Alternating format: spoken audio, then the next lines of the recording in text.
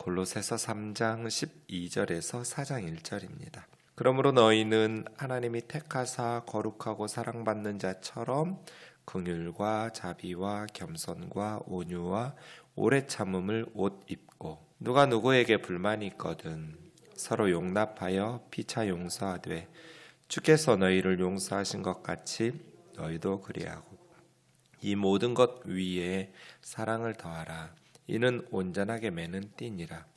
그리스도의 평강이 너희 마음을 주장하게 하라. 너희는 평강을 위하여 한 몸으로 부르심을 받았나니 너희는 또한 감사하는 자가 되라. 그리스도의 말씀이 너희 속에 풍성히 거하여 모든 지혜로 피차 가르치며 권면하고 시와 찬송과 신령한 노래를 부르며 감사하는 마음으로 하나님을 찬양하고 또 무엇을 하든지 말에나 일에나 다 주 예수의 이름으로 하고 그를 힘입어 하나님 아버지께 감사하라. 아내들아 남편에게 복종하라. 이는 주 안에서 마땅하니라. 남편들아 아내를 사랑하며 괴롭게 하지 말라.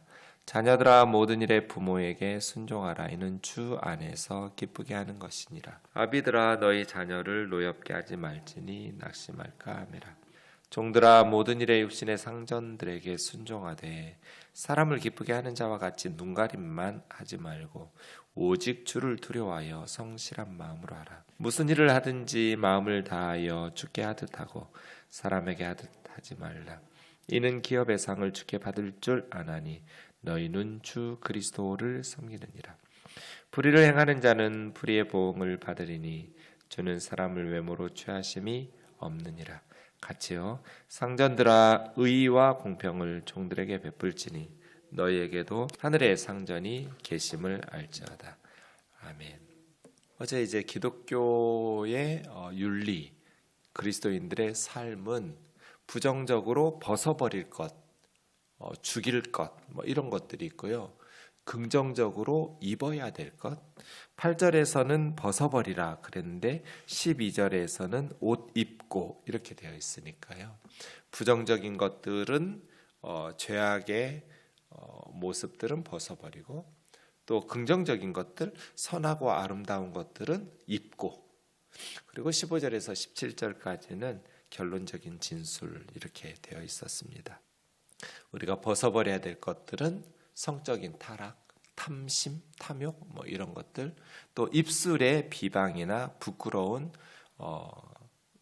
음담, 패설, 상스러운 말들, 언행이 그렇죠. 또 분노, 성급하게 분노하면서 다른 사람들에게 보복하고 저주하고 또 악의, 다른 사람을 해치려고 하는 악한 계획, 이러한 것들을 벗어버려야 된다고 어제 우리가 묵상했습니다. 오늘 12절에서는 이제 우리는 또 5가지를 옷 입고 되어 있습니다. 그러기 전에 하나님이 선택하셨고 거룩한 또 사랑받는 하나님의 자녀. 17절에 보면 하나님 아버지께 감사하라 그랬거든요. 그러니까 하나님의 사랑받는 자녀, 하나님의 백성 되었으니 우리는 세상 사람들하고 똑같이 살 수가 없죠. 우리는 하나님의 선택받은 자들이고 하나님에게 속한 하나님의 백성으로 구별된 거룩한 자들이고 하나님의 사랑을 받는 하나님의 자녀들이 되었으니 그렇게 살아야겠죠. 이 땅에서도. 그렇게 사는 자들은 어떻게 옷을 입어야 되는가? 긍휼, 자비, 겸손, 온유, 오래 참음 이렇게 5가지였습니다. 긍휼이라는 것은 제가 늘 말하는 헬란말 스프랑크나입니다.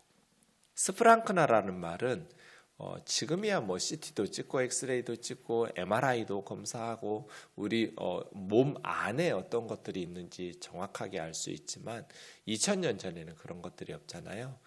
지금으로 하면 심장, 위, 간 이런 것들을 다 뭉쳐서 부르는 말이 스프랑크나예요. 그러니까 사람 몸의 내적인 기관들, 스프랑크나. 이게 이제 감정이나 어떤 행동으로 올 때는 긍휼 이렇게 번역하는 거예요. 그러니까 측은히 여기는 마음이죠. 불쌍히 여기는 마음. 이걸 긍휼이라고 그래요. 다른 사람들을 긍휼히 여기는, 불쌍히 여기는 마음. 예수님의 마음이거든요. 예수님께서 고통 가운데 있는 사람들을 보면서 스프랑크나 나병에 걸린 사람들, 앞을 보지 못하는 분들, 또 여러 가지 질병으로 고생하는 그러한 이들을 바라보면서 주님의 마음이 심장이 끊어질 것 같은 거죠. 네, 오병이어 할 때도 굶주린 백성들, 가난해서 먹을 것이 없는 사람들, 스프랑크나 주님에게 많이 사용된 단어예요. 불쌍히 여기는 마음, 긍휼히 여기는 마음. 너희도 주님의 자녀니까 긍휼히 여기는 마음이 있어야 된다. 굶주리는 아이들 보면, 헐벗는 아이들 보면 긍휼히 여기는 마음 말이에요.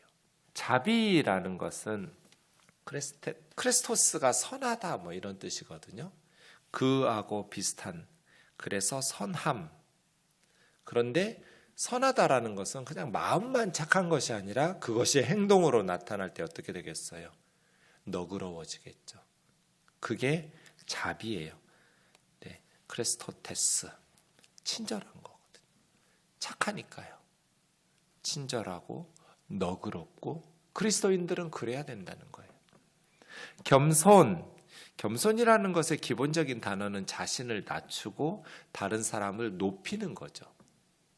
겸손, 자신을 그렇다고 해서 뭐 자기를 무가치하게 여기라는 것은 아니에요. 그런데 하나님 앞에서나 다른 사람들 앞에서 자신을 높이기 위해서 상대방을 깎아내리는 것이 아니라 자신을 낮춤으로써 상대방을 귀하게 여기는 마음, 하나님 앞에서 자신을 낮춤으로써 하나님께 영광 돌리며 높이는 겸손이죠. 이 겸손하고 연결된 게 언제나 온유예요. 온유라는 것은 따뜻하고 부드러운 거잖아요. 겸손하기 때문에 다른 사람을 따뜻하고 부드럽게 대하는 거죠. 그래서 언제나 겸손과 온유가 한 짝처럼 나와요. 자신을 낮춰야 상대방을 소중히 높일 수 있는데, 높인다라는 건 뭐예요? 따뜻하고 부드럽게 대하는 거거든요. 온유라는 번역 참 좋은 번역이에요. 그 다음 오래 참음. 네.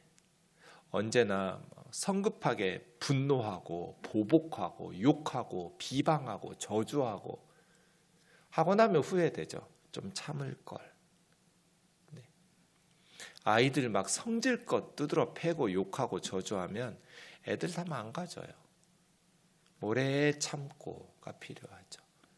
교회에서도 마찬가지라는 거예요. 네. 자라나는 게 한순간에 쑥쑥 자라는 나무가 어디 있어요? 오랜 시간이 걸리죠. 그동안 오래 참음이죠. 이렇게 5가지를 옷 입으라는 거예요. 그런데 이 5가지가 다 예수님께서 우리에게 해주신 것들이에요. 예수님이 우리를 외면하지 않으시고 불쌍히 여기셔서 스프랑크나 하셔서 세상에 오셨잖아요. 예수님께서 우리에게 선하고 친절하고 너그럽게 자비롭게 대하셨잖아요. 예수님이 자신을 낮추셔서 하나님의 본체이시고 하나님이시지만 겸손하게 내려오셔서 우리에게 온유하게 따뜻하고 부드럽게 우리를 위해서 대하셨잖아요. 왜? 우리를 사랑하셨기 때문에 오래 참으시는 거죠. 네, 그리스도인들이 옷 입어야 될 것들은 이러한 것들이죠. 벗어버려야 될 것, 성적인 타락, 탐심, 비방, 상스러운 말, 언행, 악한 계획, 다른 사람을 허물어뜨리고 자기의 이익을 추구하려는 악의, 이러한 것들은 벗어버려야 하고 긍휼, 자비, 겸손, 온유, 오래 참음, 이러한 것들은 입어야죠. 누가 누구에게 불만이 있거든 내 교회만큼 다양한 사람들이 모이는 곳이 없죠. 공통점이 예수님 하나밖에 없어요. 정치적인 성향도 다르고 생각과 가치관, 삶의 방식들 참 다양하죠. 교회는. 그래서 불만이 생기는 것이 정상이죠. 어떻게 한 마음으로 똑같아지겠어요? 누가 누구에게 불만이 있거든 생기죠. 내 속에서 나온 내 자식도 마음에 안 들고 불만이 생기는데 왜 교우들이 불만이 안 생기겠어요? 그럴 때 어떻게 하는가? 서로 용납하여 피차 용서하라는 거예요. 용납해라. 관용을 베풀고 너그럽게 존중하고 또 용서하라는 거예요. 그 제가 가끔 농담하잖아요. 성찬식 할 때마다 진짜 가끔 끝나고 나면 특히 뭐 술이 약한 분들 또 빈속에 이렇게 포도주 우리는 약하게 하는데도 불구하고 취한다고 이런 분들이 있거든요. 그 작은 걸 그 말씀 들을 때마다 진짜 막 큰 잔으로 마시고 몇 잔씩 마시고 좀 한 번씩 서로 속에 있는 이야기들 술 기운에 빌어서라도 왜 예수님을 믿는 사람들은 한 번 상처를 받고 관계가 틀어지면 용서를 못하지? 세상 사람들은 오히려 술 기운을 빌어서라도 그때 서운했다고 속에 있는 이야기하면서 서로 푸는데 왜 교회 다니는 사람들은 술을 안 마셔서 그런가? 왜 서로 용납하고 용서하는 게 안 될까? 이런 생각할 때 많거든요. 물론 우리는 술보다 더 좋은 성령에 취한 사람들이잖아요. 성령님께서 우리 마음을 다스리고 지배할 때 용납하고 용서하고 그럴 수도 있지 뭐.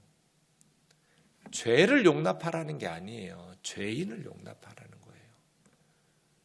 우리도 다 실수하잖아요. 우리도 다 부족하고 허물이 많잖아요. 용납해주지 않으면 어떻게 관계를 계속 발전시킬 수 있겠어요? 계속해서 남편이 나에게 상처 주었던 말들을 곱씹고 되새기고 막 메모해놓고 다시 기억하고 절대로 잊어버리지 않을 거야. 그 뭐 좋은 거라고 절대 잃어버리지 않으려고 그래요. 그러면 관계는 어그러지죠. 그 다음 말씀 보세요. 주께서 너희를 용서하신 것처럼. 예수님이 우리를 용납해 주지 않았으면 우리가 어떻게 그리스도인으로 살 수 있겠어요? 예수님께서 우리의 매일 짓는 죄에 대해서 용서해 주시지 않으면 우리가 어떻게 지금 이 자리에 있겠어요? 주님께서 너희를 용서하신 것처럼 너희도 그렇게 하라는 거예요. 그러니 그리스도인들은 이건 빼박이라고 그래요, 애들이. 우리는 뭐 빼도 박도 못해요. 왜? 예수님의 용서를 받은 사람들이니까. 그렇지 않으면 그리스도인이 아니잖아요. 제가 이렇게 말은 해도 용서라는 건 참 어려운 일이어서 누가 누구에게 불만이 있을 때 서로 용납하고 피차에 용서하는 것은 쉬운 일은 아니에요. 그래서 기도하는 거죠. 성령의 도우심을 구하는 거예요. 주님, 내 힘으로 안 되니까. 그래서 그때마다 주님의 도우심을 구하고 주님께 기도하는 거죠. 14절 이 모든 것 위에 사랑을 더하라. 5가지 옷 입고 피차 용서하고 용납하고 뭐 그 외에도 많은 것들이 있겠죠. 그런데 그리스도인의 삶의 최종적인 가장 중요한 원리는 사랑이죠. 사랑이 온전하게 해요. 긍휼이 온전해지려면 사랑이 더해야 돼요. 용서가 온전해지려면 사랑을 더하라. 자비도 온유도 겸손도 오래 참음도 모든 것들 위에 사랑이 온전하게 매는 띠와 같아서 모든 것 위에 사랑을 더하라는 거예요. 결론이요. 15절부터 그리스도의 평강이 너희 마음을 주장한다라는 것은 판결하다, 지배하다, 다스리다 뭐 이런 뜻을 가진 단어인데요. 교회에서 무슨 일을 결정할 때 예수님의 평강이 오는 쪽으로 판결하면 돼요. 그거 선택하면 되는 거예요. 뭔가 불안해. 이거 욕심내고 있는 거거든요. 이거 아직 때가 안 된 거예요. 그래서 그리스도의 평강이 내 마음을 지배하도록, 그리스도의 평강이 우리 교회를 지배하도록. 그러다 보면 자연스러워요. 여러 가지 것들이 생각들이 다르죠. 뭐 교인들이 100명이면 100명 생각 다 다르고요. 1000명이면 1000명의 생각이 다 달라요. 이거에 대해서는 이렇게 하자, 저거에 대해서는 저렇게 하자. 어떻게 생각이 다 똑같겠어요? 그 모든 일들이 있을 때 그리스도의 평강이 너희 마음을 주장하도록. 왜냐하면 우리는 평강을 위해서 한 몸으로 부르심을 받았나니. 네, 뭐 역할들이 다 다르죠. 기능들도 다 달라요. 한 몸에 있지만 그러나 머리 대신 그리스도 안에서 한 몸이죠. 저는 교회 하면 제일 먼저 생각나는 게 그리스도의 몸이거든요. 교회가 무엇인가? 그리스도의 몸이다. 유기체예요. 각각 떨어져서는 살 수가 없어요. 한 몸이에요. 한 몸. 네가 없이는 내가 제대로 살 수가 없어요. 다리가 없이 손이 어떻게 제대로 살겠어요? 입이 없이 어떻게 눈이 제대로 살겠어요? 네가 있어야 내가 살아갈 수 있어요. 내가 있어야 네가 살아갈 수 있어요. 유기체거든요. 한 몸이거든요. 그래서 네가 아프면 나도 아파야 돼요. 그럼 한 몸이에요. 네가 아픈데 나는 안 아파. 그럼 다른 몸이에요. 딴 몸이에요. 다른 자매 형제들이 아프면 내가 아파야 돼요. 그게 그리스도의 몸이죠. 네. 그렇게 우리는 한 몸을 이루었어요. 막 손이 맨날 다리 두드러 패고 다리가 맨날 몸을 발길질하고 그럼 어떻게 평강이 되겠어요? 너희는 평강을 위하여 한 몸으로 부르심을 받았나니 너희는 또한 감사하는 자가 되라. 성도는 뭐예요? 감사할 줄 아는 사람이 됐다는 거거든요. 코로나 때문에 사회가 우중충해졌습니다. 우리 하루에 3가지씩은 감사하면서 삽시다. 감사하는 자가 되라. 이건 명령이에요. 범사에 감사하라. 이건 명령이거든요. 왜 주님께서 우리에게 그런 명령을 하실까요? 그래야 사탄이 무너뜨리지를 못해요. 그래야 우리의 삶이 풍성해져요. 그래야 역경과 시련을 이겨낼 수 있어요. 계속해서 불평하고 원망하면 한도 끝도 없죠. 불평하지 않을 사람 그런 인생이 어디 있겠어요. 불평의 요소들을 찾으려고 하면 한도 끝도 없이 불평하면서 살아갈 수도 있죠. 하지만 감사할 줄 아는 성도가 되라. 그러려면 16절 그리스도의 말씀이 너희 속에 풍성히 거해야 돼요. 예수님의 말씀이 우리 속에 풍성해야지 세상적인 욕심이나 세상적인 것들로 풍성해지면 우리는 감사하면서 또 평강 가운데 살아갈 수가 없어요. 그리스도의 말씀이 교회 안에 풍성해야 돼요. 세상 정치가 풍성한 거 말고요. 세상의 욕심이 풍성한 거 말고요. 그리스도의 말씀이 풍성한 교회가 돼야 돼요. 그래야 교회가 평강하고 또 감사할 줄 알고 피차의 지혜로서 서로 가르치고 권면하고 시와 찬송과 신령한 노래, 성령의 감동을 입어서 지어진 노래들, 찬송들 말이에요. 교회는 기도가 쌓여야 되고 언제나 찬송이 울려 퍼져야 돼요. 그게 교회죠. 돈이 많은 교회가 아니라 그리스도의 말씀이 풍성한 교회, 사랑이 풍성한 교회, 뭐 문제가 없는 착한 사람들끼리만 모여서가 아니라 못돼 처먹은 사람들이 우리 다 못돼 처먹었잖아요. 그런 이상한 사람들 불러 모아놨지만 말씀이 풍성히 거하다 보면 변해요. 이제 상스러운 말들, 비방하는 말들, 뒷담화하는 말 이런 게 좀 싫어져요. 정치인들 싸우고 뭐 이런 것들 별로 이렇게 거부감이 들어요. 그리스도의 말씀이 우리 속에 풍성히 거하다 보면 이제는 내 평강이 주장하게 되고 감사할 줄 알게 되고 시와 찬송과 신령한 노래들, 성령의 감동을 입어서 만들어진 그러한 찬송들 말이에요. 감사한 마음으로 하나님을 찬양하고 하나님을 찬양하는데도 막 싸우는 사람들 같이 보여요. 좋은 뜻으로 저에게 보냈어요. 요즘 연말이니까 뭐 여러 가지 인사말이나 동영상이나 사진이나 이런 것들 많이 여러분도 받으시죠. 네, 어떤 아주 여자인데요. 한 3살 됐을까? 4살 됐을까?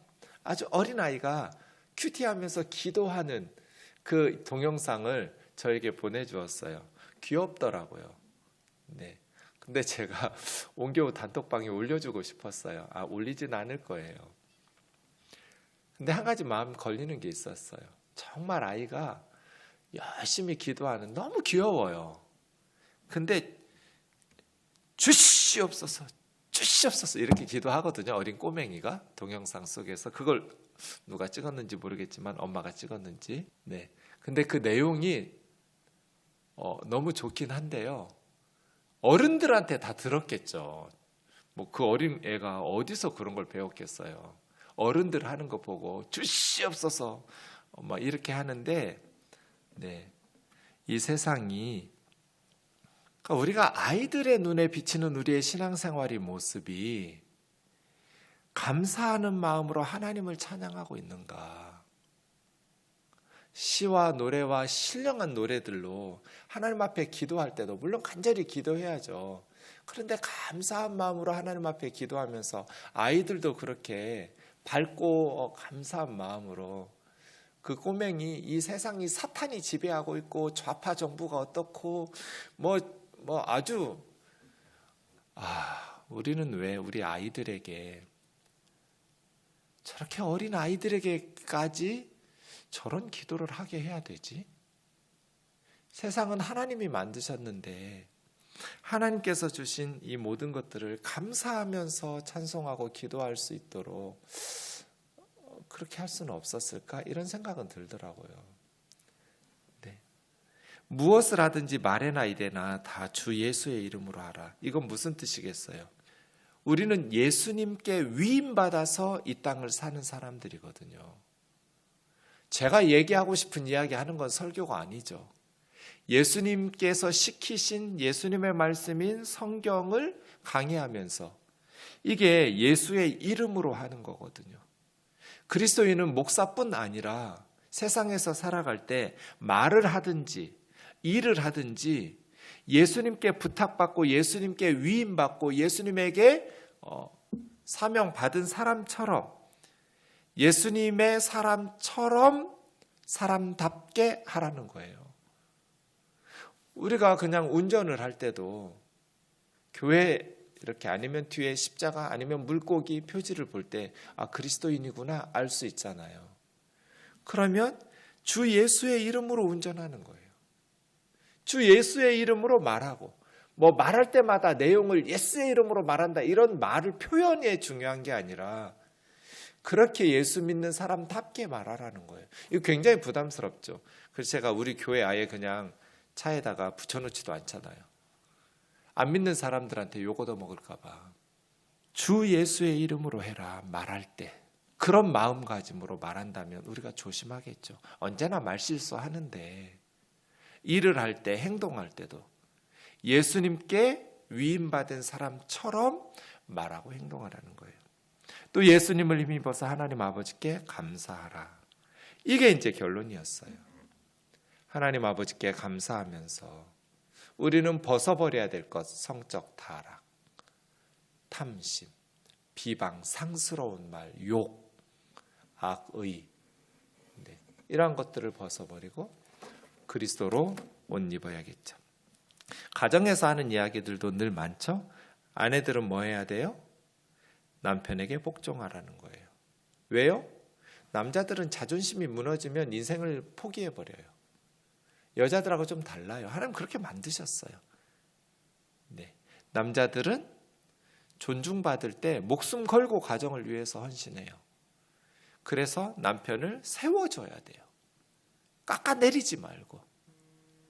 그리고 남편들아, 아내를 사랑하고 괴롭게 하지 마라.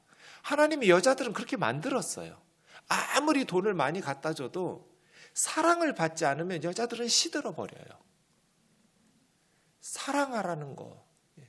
하나님께서 그렇게 만들어야 자매님들은 행복하니까요. 아내를 사랑해라. 괴롭히지 마라. 자녀들은 어떻게 해야 돼요? 부모님에게 순종해라. 부모님에게도 순종하지 않는데 누구 말에 순종하겠어요? 부모님은 하나님 대신 이 땅에 위임받은 자들인데요. 아비들은 어떻게 해야 돼요? 자녀들을 노엽게 하지 마라. 훈계해야죠. 그런데 분노가 쌓이면 그 아이가 어떻게 건강하게 살겠어요?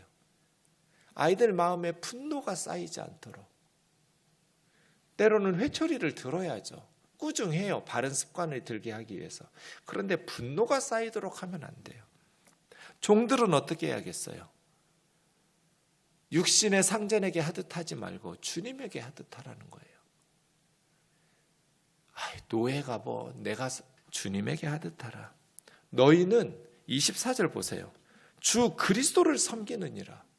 육신의 상전 주인 사장님 섬기는 게 아니라 나 주님 섬기는 사람들이잖아요. 그렇게 상전들은 주인들은 어떻게 해야 돼요? 의와 공평을 종들에게 베풀어라. 너희에게도 하늘의 상전이 있지 않냐? 공의롭게 행해라. 약속했으면 지키고 의와 공평으로. 기도하겠습니다.